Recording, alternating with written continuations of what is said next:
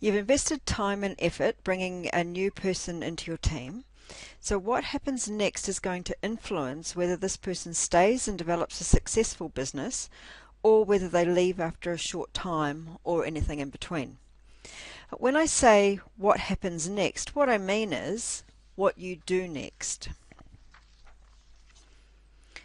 Many times I've seen people join a business and assuming they've been sold the opportunity for what could happen for them, they're full of promise. They're very excited and they can't wait to get started.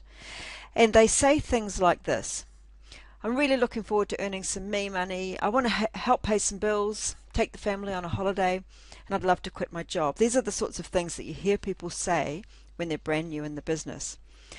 But fast forward a few weeks and some of these people are now saying something quite different. You'll hear some of them saying things like, I'm just doing this for fun. I'll just see how it goes. I don't really care if I don't make much money. It's only going to be a hobby. Now that's quite different to what they said initially only a few weeks previous to this. So we need to work out what happened in that short amount of time.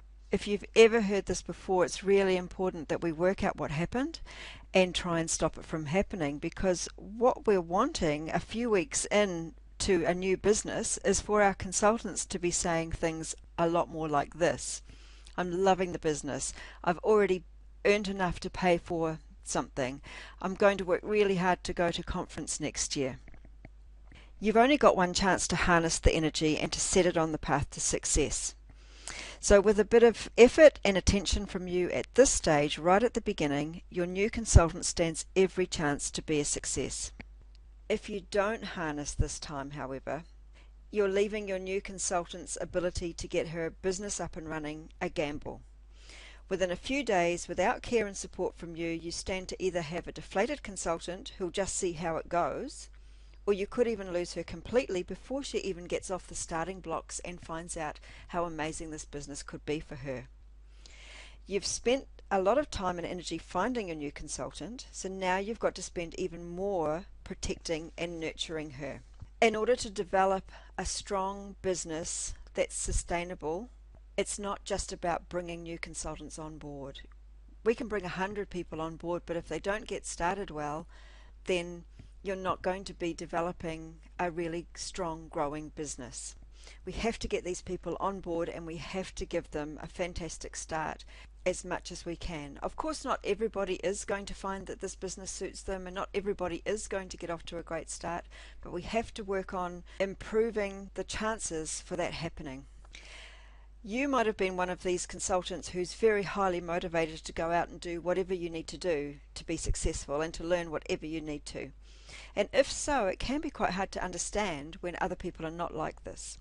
It's quite common for leaders to have the attitude, well, they'll just have to learn. I did it, so can they. And then to leave them to it, possibly lamenting the fact that more people aren't like them. So we need to understand that the vast majority of people joining our teams are not going to be highly self-motivated, they're not going to be confident, and they won't be like us. And if we can understand that, it actually puts us in a better position to be more understanding and patient and to give better support for them right at the beginning. Leadership is not about just signing people up and waiting to see who sinks or swims.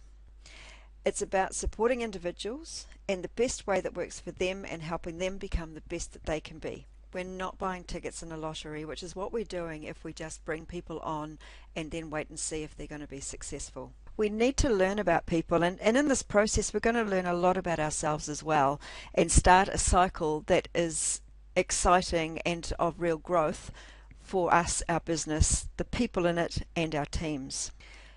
In time and with support, people in your team may develop self-motivation for themselves, and many of them will, but we will have to work towards that and not expect it or require it right at the beginning. There are going to be people who, despite our very best efforts, never get to the place where they take charge of their own progress and development. And there are going to be many people who stay a short time in the business.